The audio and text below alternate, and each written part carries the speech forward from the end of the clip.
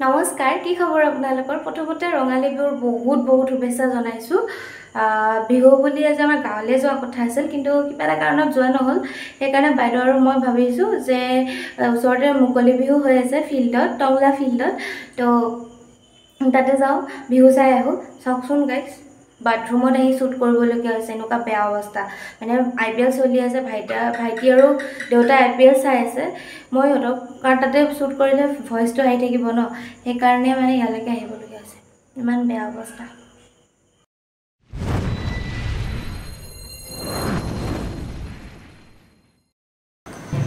দিনৰ ভাগত সাংস্কৃতিক শোভাযাত্ৰা হৈছিলে যেহেতু আমাৰ অসমখন বিভিন্ন জাতি জনগোষ্ঠীৰে ভৰপুৰ সেয়েহে আমি সকলো জাতি জনগোষ্ঠীৰ সকলোখিনি মিলিহে আমি অসমীয়া আৰু সকলো মিলিয়ে আমি বিহুটো উদযাপন কৰোঁ এয়া চাওকচোন সকলো জনগোষ্ঠীৰে সাজপাৰ লগতে তেওঁলোকৰ জাতীয় সংস্কৃতিসমূহ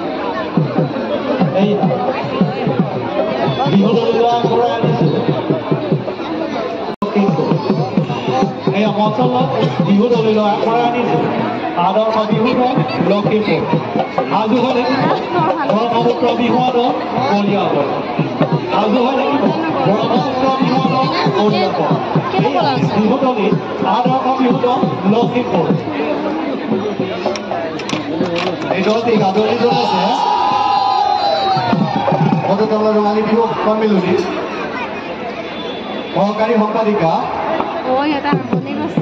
জ্যোতি গোস্বামী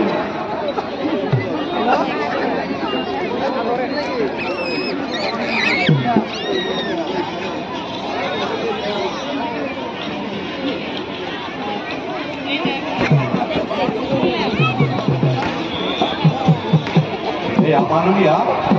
শ্ৰীমতী জ্যোতি গোস্বামীয়ে এই দলটিক আদৰণি জনাইছে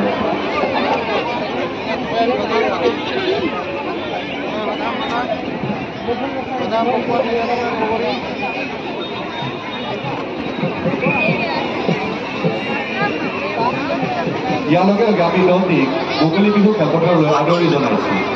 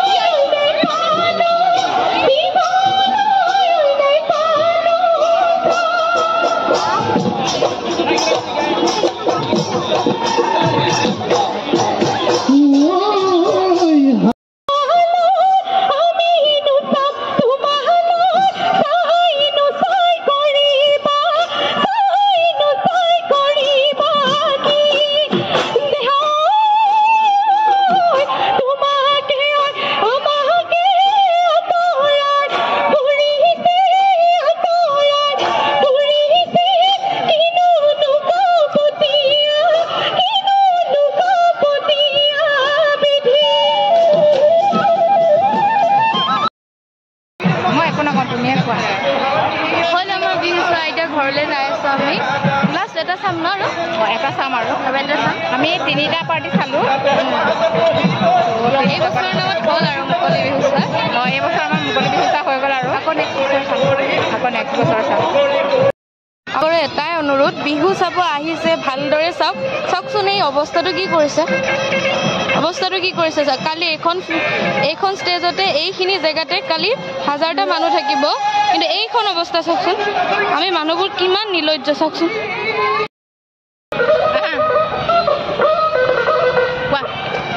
আইচক্ৰীম খাই এতিয়া ঘৰ যাম আৰু